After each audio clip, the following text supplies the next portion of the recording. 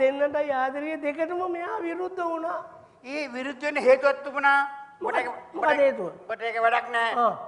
මේ ඔබ දන්නවනේ ඔබේ තාත්තා වන මම. ඔව්. ඔබ දන්නවනේ ඔබේ තාත්තා කියලා මම. ඔව් මට ආරංචි. මං ඔබේ තාත්තා. හොඳයි. කමන්නේ ඉතින් මොනෝ කරන්නේ? මම පොලිස් දෙපාර්තමේන්තුවේ වැඩ කෙරුවේ. ඔව්. බාර අලිමංකර ගෑල්ලමකේ යාළුනා නේද? ඔව්. ඒ වෙන කවුරුත් නෙමෙයි ඔබට කිව්වට උඹේම නංගි කෙනෙක් කෙනවා. ඒකයි මං අලිමංකර ළමයට විරුද්ධ වුණේ. එතකොට පාමංකර කෙල්ලට ඇයි විරුද්ධ වුනේ? පාමංකට කෙල්ලත් උඹේම නංගි කෙනෙක් කෙනවා. ඒකයි ඒ දෙකට විරුද්ධ වුණේ බං.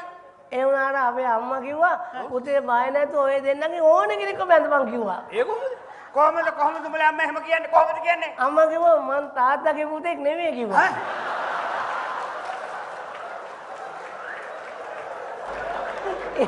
ඒ මම යාළුවෙක් ගියලු.